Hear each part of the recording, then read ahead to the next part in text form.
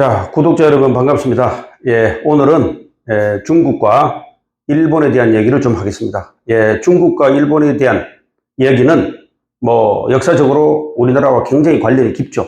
여러분들이 익히 아시다시피. 자, 그런데 왜 한국과 관련되는 중국과 일본을 오늘 이야기의 주제로 삼았느냐? 그 이야기는 바로 우리나라 역사에 가장 많은 영향을 끼친 나라가 두 나라죠. 그래서 순기능보다는 역기능이 많은 나라들이죠. 두 나라가. 그래서 지금 현재 우리나라는 진영 논리. 예, 이 진영 논리 때문에 이 국내가 굉장히 혼란스럽습니다. 그래서 네 편 아니면 내 편이죠. 그래서 사실 여부를 떠나서 우리 쪽 진영 사람이 아니면 상대방 진영 사람이 아무리 옳은 얘기를 하더라도 일단 배척해버리죠. 이것이 이제 국론이 분열되고 극단적인 팬덤 현상으로 치닫고 있는 걸 여러분들이 익히 아시고 계실 겁니다. 그 중심에 서 있는 나라가 이 두 나라죠. 그래서 이 두 나라를 이야기를 안 할 수가 없습니다. 제가 오늘 이 말씀을 드리려고 하는 것은 어떤 진영 논리에서 편향적으로 말씀드리려고 하는 게 아니고 국가 안보가 가장 우선이기 때문에 거기에 포커스를 맞춰서 말씀드리니까 오해하지 마시고 잘 경청해 주시기 바랍니다. 자, 일단 왜 타이틀을 더 경계해야 될 나라를 일본보다 중국을 삼았느냐? 그 이유가 네 가지가 있습니다. 그렇다고 일본에 대한 경계를 전혀 풀자 이 얘기는 아닙니다. 다만 일본보다는 중국이 더 우리에게 위협적이다라는 것을 말씀드리기 위해서 오늘 이 순서를 마련한 겁니다. 자, 우선 왜 그런지 한번 보겠습니다. 첫째, 연역적으로 보겠습니다. 연역적으로 일본과 중국이 우리나라를 수없이 침략을 했죠. 그래서 총 920%입니다. 그 중에서 중국이 8, 90%를 차지합니다. 왜 그러냐면은 일본은 사실 우리나라가 고려 시대까지만 해도 일본은 미개했습니다. 그래서 일본이 군사적으로 강성하게 된 거는 실제로 16세기, 그렇죠. 16세기 초에 일단 15세기 말도 되겠죠. 그 무렵에 일단 조총이라는 그 신무기를 들여와가지고 바로 군사력이 강성해진 거죠. 그 이후에 이제 정유재란, 임진왜란이 일어났다는 건 여러분들이 익히 아시는 이야기고, 그 주변 조선 중기로 해가지고 그 조선 무렵에 남해안의 왜구들이 소규모로 분탕질을 한 것은 사실입니다. 그래서 사량진 외변, 을묘 외변, 삼포해란 이런 것을 여러분들이 학교 다닐 때도 국사책에서 익히 보신 적이 있을 겁니다. 그러면 일본은 횟수로 보면 한 100%로 가정했을 때 한 10% 정도입니다. 실제로는 중국에게 우리가 8, 90%의 침략을 당한 거죠. 횟수도 많지만은 또 질적인 면에서 우리에게 상처를 준 질적인 면에서도 매우 큽니다. 우리가 임진왜란, 정유재래만 생각할 게 아니고 우리가 병자호란, 그 다음에 정묘호란만 해도 그때 우리 조선 사람이 50명이나 끌려갔습니다. 예. 이 어마어마한 숫자죠. 그리고 익히 아시다시피 수당, 그죠? 수당 전쟁. 그때는 삼국시대죠? 그래서 고구려의 을지문덕 장군도 기억나시잖아요. 그러니까 이 수많은 사건을 보면은 중국이 훨씬 더 우리에게 많은 상처를 줬고 횟수도 많다. 그건 왜 그러냐면 여러 가지 지정학적인 요소도 있겠죠. 물론 36년간 우리나라를 식민지로 만들어서 일본이 우리나라에게 했던 그 만행은 우리는 영원히 잊을 수는 없겠죠. 상처로 보면 일본에게 우리가 더 크다고 볼 수가 있겠죠. 그러나 수많은 횟수 이런 걸 종합적으로 보면은 중국이 우리를 더 사실은 침략을 많이 한 것은 사실이다. 이렇게 볼 수 있습니다. 자, 두 번째.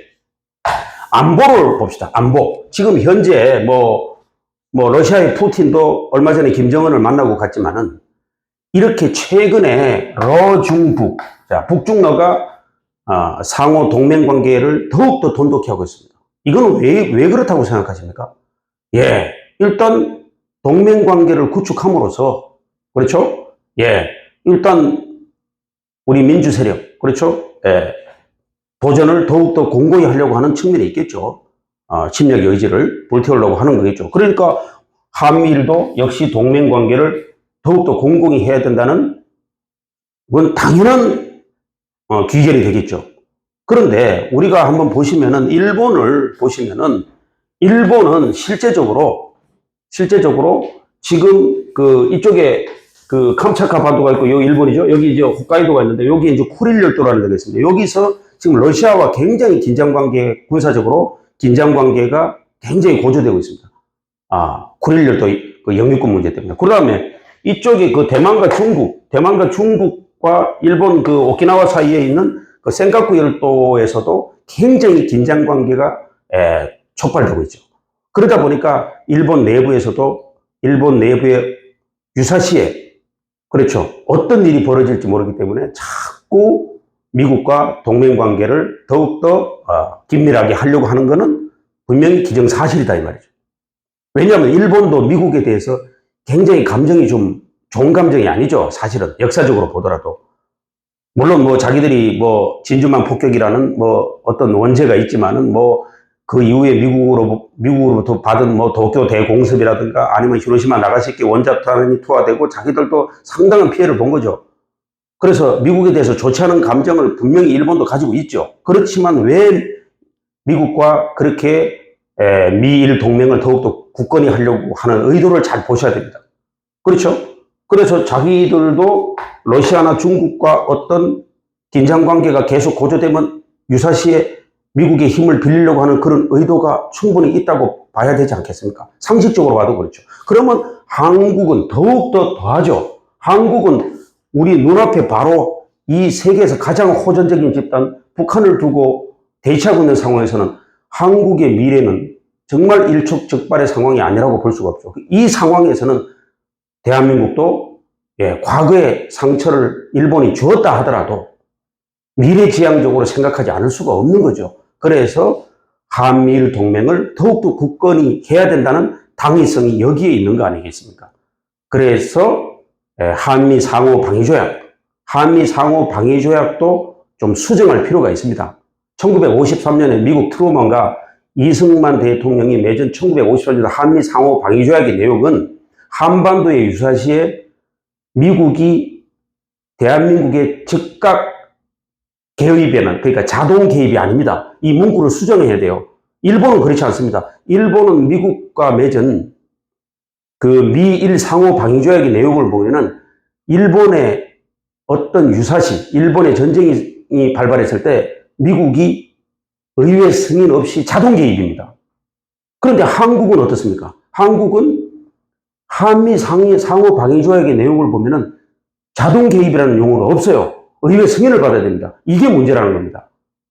의회 승인을 받다 보면은 한 박자 늦죠. 그러면 그 사이에 김정은이가 뭐 예를 들어서 자기들이 갖고 있는 핵을 가지고 미국의 본토로 공격하겠다는 뭐 어떤 위협을 한다든지 하면은 미국도 고민이 안 될 수가 없는 거죠.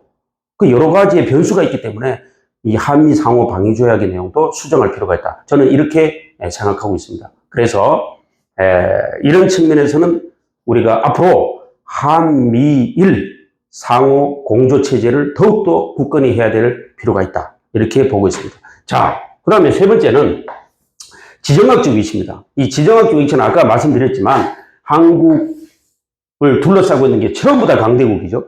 그래서 중국, 러시아. 그래서 이 강대국에 둘러싸여 있기 때문에 언제든지 한반도에는 일촉즉발의 상황이 벌어질 수 있다. 이렇게 어떤 교수가 저한테 이런 지적을 하대요. 한국 사람이, 남한 사람들이, 대한민국 사람들이 모르는 게 딱 두 가지가 있다. 첫째는 자기들이 얼마나 위험한 상황에 살고 있는지를 모르고, 두 번째는 자기들이 얼마나 잘 살고 있는지를 모른다. 이런 말씀을 하시대요. 그래서 그 말이 굉장히 일리가 있다고 생각합니다. 그래서 가장 호전적인 집단을 앞두고 항상 우리나라는 이 위험한 상황, 가장 위험한 상황이라는 걸 우리는 자꾸 망각하고 살기 때문에 안보가 더욱더 중요하다고 말할 수 있겠죠. 그래서 지정학적 위치로도 그렇다. 이거죠. 그리고 중국. 이 중국은 또 왜 중국을 더 경계해야 되냐면 이 대륙으로 연결돼 있죠. 우리나라가 이게 대륙의 끝이죠. 더군다나 가장 그 대륙의 끝이니까 이 대륙으로 연결돼 있다 보니까 가장 호전적인 집단과 또 동맹 관계를 맺고 있다 보니까 우리는 정말 위험한 상황이라 아니할 수 없죠. 또 중국은 우리나라의 면적이 43배입니다. 43배의 큰 면적을 갖고 있기 때문에 대륙의 끝에 위치하고 있고, 또 우리가 가장 호전적인 집단 북한과 또 중국은 또 동맹관계를 맺고 있고, 이렇기 때문에 가장 위험한 위치에 있다고 볼 수가 있겠죠. 그래서 항상 경계를 늦추지 말아야 된다. 라는 걸 말씀드리고 싶고요. 자, 끝으로 최근입니다. 최근에 지금 우리나라의 이 부동산, 그렇죠.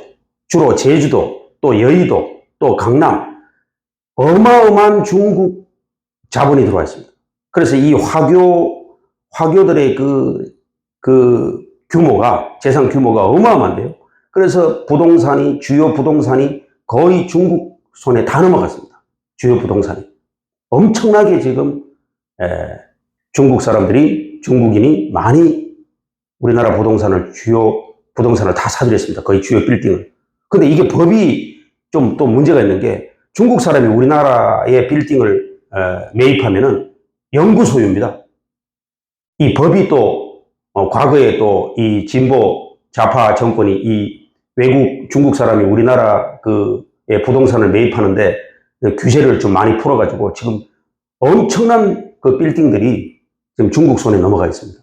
예, 미국도 확인해 보면 중국 화교들이 미국의 주요 부동산을 많이 사들였습니다. 그래서 야금야금 먹어들어오고 있습니다. 지금 밤에 한번 가보십시오. 서울에 밤 9시 이후에 웬만한 큰 식당 한번 가보십시오. 일본 사람이 밥 먹고 있습니까? 거의 중국 사람이 밥 먹고 있습니다. 그래서 이런 실정입니다. 그런데 우리나라 사람이 중국에서 또 땅을 사면은 중국은 영구 소유가 아닙니다. 기간제로 어떤 한시적인 기간만 사용할 수 있도록 해놨습니다. 땅을. 이게 얼마나 불평등합니까, 지금? 한국 사람이 중국에서 땅을 사면은 영구 소유를 못 합니다. 한시적으로만 소유합니다. 근데 중국 사람이 한국에다가 땅을 사면은 영구 소유입니다. 그래서 이런 법안도, 이런 부동산 관련 법도 좀 다듬고 규제를 할 필요가 있다. 예, 이렇게 개인적으로 생각하고 있습니다. 자, 오늘 최근 부동산까지 한번 4가지를 살펴봤는데, 자, 결론입니다. 자, 일단 첫째는 안보가 무너지면 국민의 삶도 없습니다. 그래서 안보를 튼튼히 해야 된다. 대외적으로는 한미일 동맹을 지금보다 더욱더 굳건히 해야 되고, 두 번째는 대내적으로는 이 정보 기능, 그러니까 특히 국정원이 되겠죠. 그래서 이 중국인들이 지금 어떤 한국 내에서 유령회사를 차려놓고 각종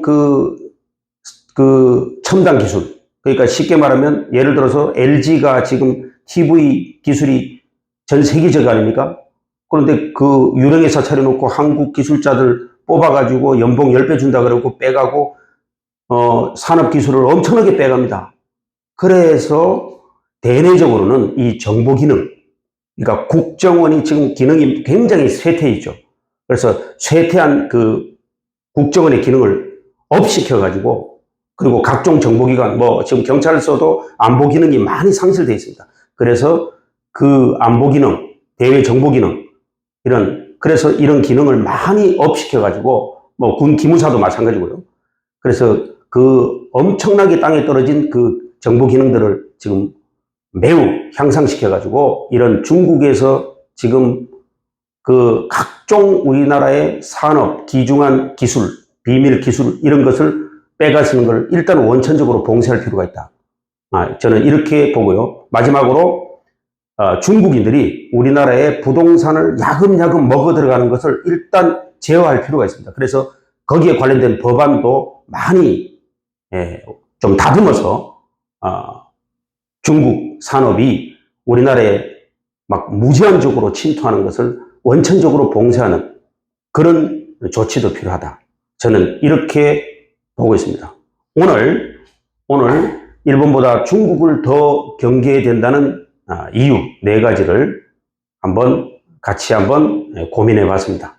예.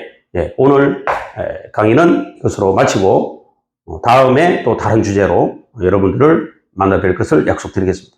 감사합니다.